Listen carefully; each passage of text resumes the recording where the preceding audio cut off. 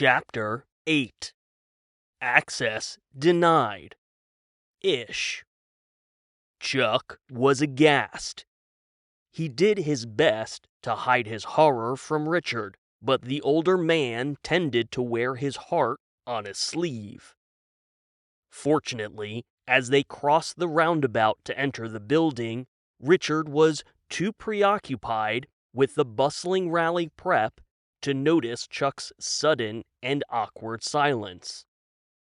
Workers carted a large speaker array out the doors, heading for the newly erected stage in the surface lot. Richard watched as they went, holding the door open for Chuck. "Seems like a recipe for disaster," he muttered, eyeballing unhung banners proclaiming that overused Second Amendment fetishizing campaign slogan. You ever get a creeping sense of doom, like something really bad is on the verge of happening? Chuck blinked. What? Richard shook his head. Skip it. They entered the lobby of Vector Defense. It opened up into a wide cavern that scaled the first 3 floors of the building. Walkways for each floor surrounded the perimeter of the lobby, and a pair of escalators served the second floor. A fixed security enclave sat at the front of the lobby. A courthouse-style queue, metal detectors, X-ray machines, and bulletproof glass formed a barrier that sat alongside a bulletproof glass enclosed security desk the size of a small office. The security desk was replete with stacks of surveillance monitors displaying every nook and cranny inside and outside the administration building. On the other side of the security desk was a series of employee turnstiles, activated by a company-issued security card before being verified by a biometric face scan. Behind the bulletproof glass, a security guard sat on an elevated seat, keeping a watchful eye on the line of employees entering the building. Chuck spaced out as they joined the employee line, slowly shuffling forward. He was still digesting the reality that he had, maybe, killed a man, albeit inadvertently. His stomach had gone sour, threatening to reject the bowl of cereal he had for breakfast. Chuck Kramer was a pacifist. Whenever he found a fly or spider in his house, he went to great lengths to capture and relocate the critter somewhere safe outdoors. He believed in art and the power of creativity to bring people together, unifying disparate ideologies around a fundamental truth. We all just want to love and be loved. Creative art was the purest expression of this idea. Whether it was a painting, a song, a story, a video, or a photo, the artist wanted his art to be seen, experienced, and loved. And what was an audience if not the perfect vessel to receive an artist's creativity? It was a symbiosis so perfect that only the fabric of the universe could have formed it. For Chuck, art was everything. Creativity was life, while love and pacifism were the heartbeat that kept him going. And yet, somehow, Chuck Kramer had killed a man. Maybe. Probably. Chuck felt something rise in his throat. He covered his mouth in an attempt to minimize a fragrant belch of sour milk. Richard turned a curious eye at him. "You okay, Chuck? You look a little, Chuck forced a smile, giving Richard a thumbs up. "Right as rain, little buddy." But he wasn't. At least, not yet. He had killed a man, maybe, likely, and gotten away with it. Also, how in the hell was this just news to him now?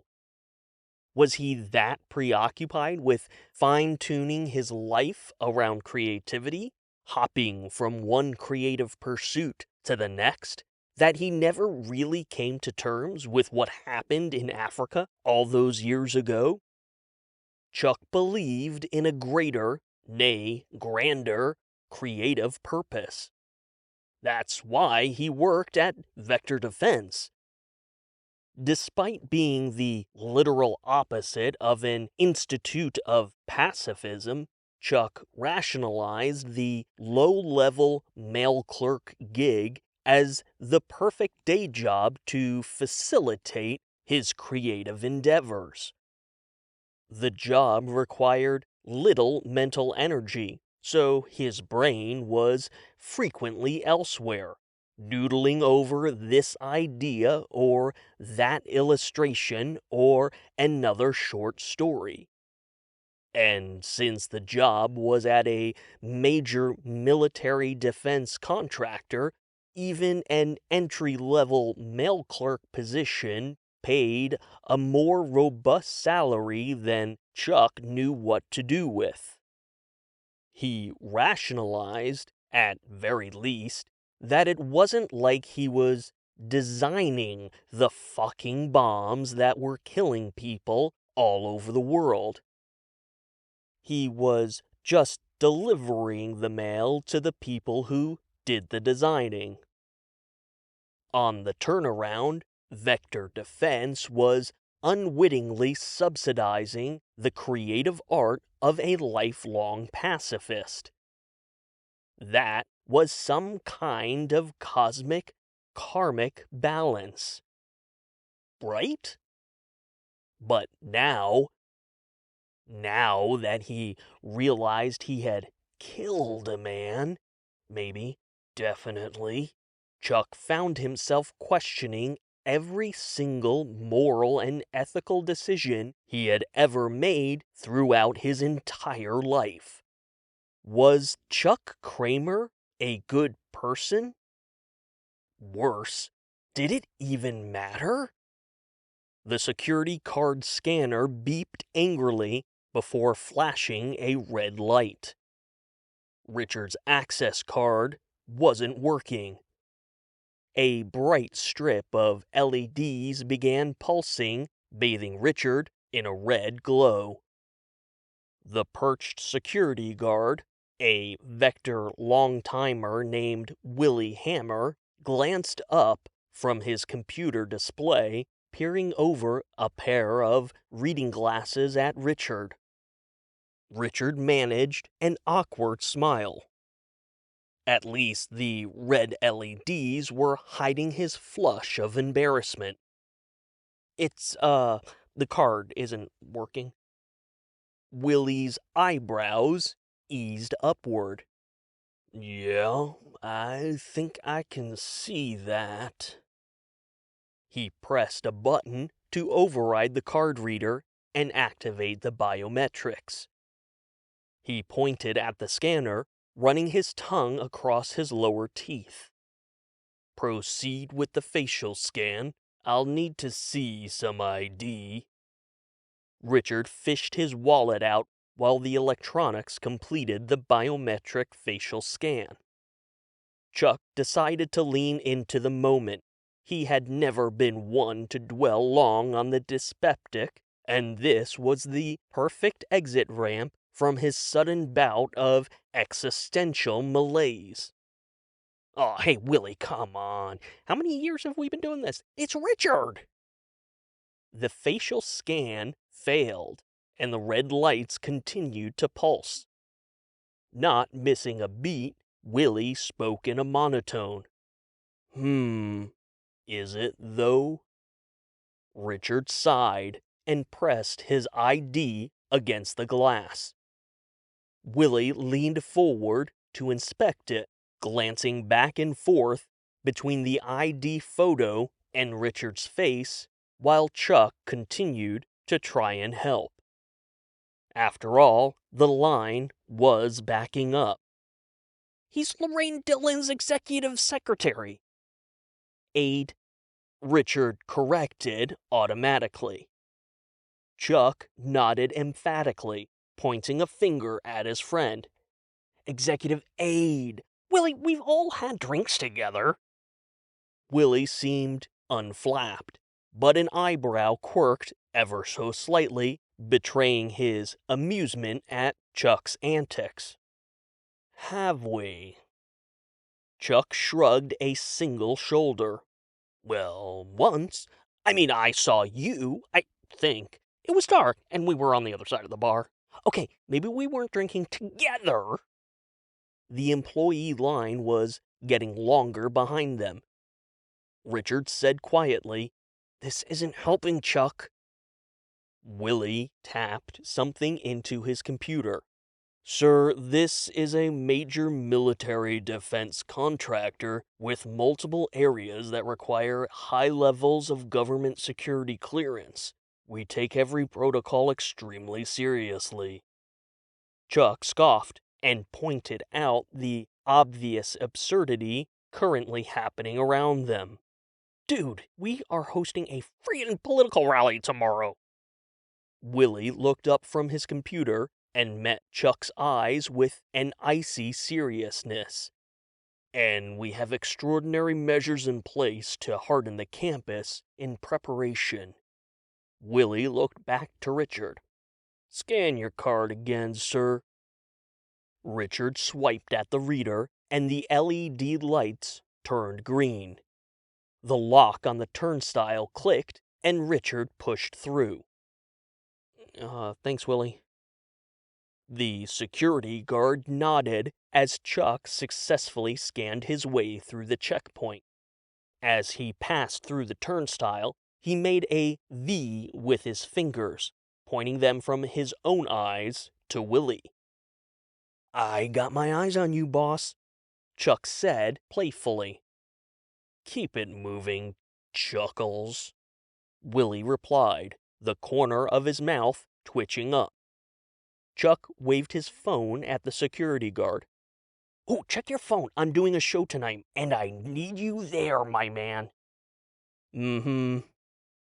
Chuck jogged to catch up with Richard, and they continued to the central bank of elevators on the other end of the lobby. A switch had flipped in his head. He had learned long ago that by prioritizing creativity, everything else either slots into a natural, sensible order, or it quickly falls to the wayside. Protecting his creative space meant working a high-paying, menial job that allowed the creative space to exist in the first place, as well as keeping himself in the right frame of mind for creative thoughts to happen. It was how he could focus so intently and learn new skills quickly. The fact that he had, maybe, accidentally killed a man over a decade ago was something he would let his subconscious chew over and eventually inform future acts of creative expression. For now, though, I'm thinking about Justine, Chuck said, remembering that Richard was dealing with his own obsessive relationship issues. How so? Justine worked alongside Richard in the executive suite. She was the CEO's direct assistant. Well, for starters, she's pretty hot. Richard nodded absently. Chuck could practically hear him thinking about Tess. They reached the bank of elevators, and where Richard hit the up button, Chuck tapped down for the lower level mailroom. "Listen, buddy," Chuck said, making one last effort. "I know you hate the sound of it, but it all comes down to shit, get off the pot, or find another dumping ground. This permanent stasis crap you're subjecting yourself to is unnecessary torture." "And you think I should hook up with Justine? Or just rub one out and move on to some cool creative flexing? I know it's in you, Richard, lurking and waiting and clawing to get out." Chuck raked the air with his hand, fingers curved like talons. The elevators dinged. "I don't know, man," Richard said, stepping into his elevator. "It's a lot more complicated." "It's only as complicated as you make it, Sir Richard," Chuck said, saluting his buddy before he slipped into his own elevator. As the doors began to close, "Stay cool, my friend, and stay creative." Richard shuffled to the back of the elevator as it began its slow journey to the executive suite, stopping at random floors to let people on and off. He looked down at his shoes, trying to avoid eye contact. And again, he regretted leaving his headphones at home. With his dick. He shifted his messenger bag in front of his crotch and folded his hands underneath. When he was sure he looked casual enough, he pressed his fingers into his crotch. Yep, definitely no dick there. Richard already felt like he didn't have the mental bandwidth to process anything substantive, and here came Chuck with this left-field proposition that Justine might somehow be a worthy substitute to Tess.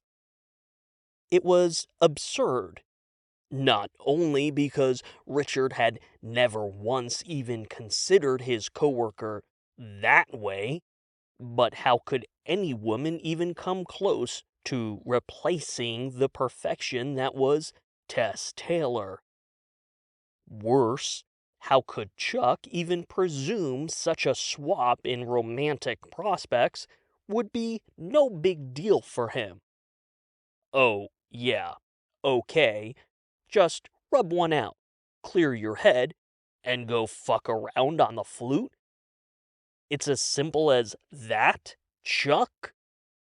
Pretty fucking hard to rub one out given the current lack of essential hardware.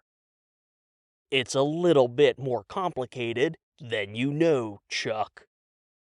Richard took in a deep breath, trying to slow down the circular thoughts screaming in his head. He needed to get his shit together, get through the day, and get home so he could figure out what the fuck was going on with his dick. The elevator doors opened, and Richard was surprised to see Justine Cox waiting for him. Thanks to Chuck's comments, he noticed for the first time how good her small frame looked in her black blouse and knee-length gray skirt. She had a no-nonsense demeanor that screamed, "Look at me, I'm the captain now." Justine was smart, confident, and, yes, sexy as hell. If Richard could sacrifice the mental bandwidth to even notice. "Good morning, Mr. Kepler," she said, pivoting in her heels to walk with him to their desks. Richard's voice caught in his throat. Hey, Justine. I don't want you to get the wrong idea. It's nothing major to worry about, but your boss is in a bit of a mood today," she said as they rounded the corner to the executive suite. The suite had two offices, one for the CEO and one for the COO, an executive meeting room, and the administration area with desks for Richard and Justine. A waiting space included a couch and 2 chairs. The whole floor was heavily soundproofed, so the suite had an eerie quiet to it. Richard placed his messenger bag on his chair and clicked on his computer. His eyes were locked on Brad fucking Johnson sitting in the waiting area. Brad flashed that stupid fucking grin at Richard. Yeah, look at me, asshole, getting all up in your special space. And that's what I wanted to give you a heads up on, Justine said, her back to Brad and her voice a whisper. Not a huge deal, but Lorraine is supposed to be in a one-on-one with everyone's favorite walking Y chromosome. Richard's gaze blinked away from Brad as Justine's sarcasm took a second to process. She looked good, oozed confidence, and was funny? She obviously had no love for Brad, so at least they had that in common. But she's been in with Dorian since first thing this morning, Justine whispered. I have calls I need to get him on, and things are starting to back up. Richard realized she was waiting for him to do something. He pulled his mind away from comparing Justine's figure with Tess. Seriously, get your shit together. Okay. Richard wasn't sure what to say. Brad made a loud, obnoxious show of clearing his throat. Justine tossed a curt smile over her shoulder at him before quickly turning back to Richard. I need you to go in there and keep your girl on point, Justine said plainly. Not a request, not a please, just do this. Richard blinked and tried not to show how uncomfortable he was. He hoped his face wasn't flushing red like it had downstairs. You want me to, Justine placed a hand on his shoulder and guided him to the CEO's door. She's your boss, Richard, and he, Brad, is her problem. Justine stepped back to her desk, leaving Richard standing in front of the closed CEO's door. His fingers hovered over the handle. He glanced back at her, and Justine offered a look of sympathy, mouthing the word sorry at him. Okay, just go into the office of a major military defense contractor's chief executive officer and tell his boss, the chief operating officer, that she was skunking up the day with her morning chit-chat? Yeah, sure, no problem.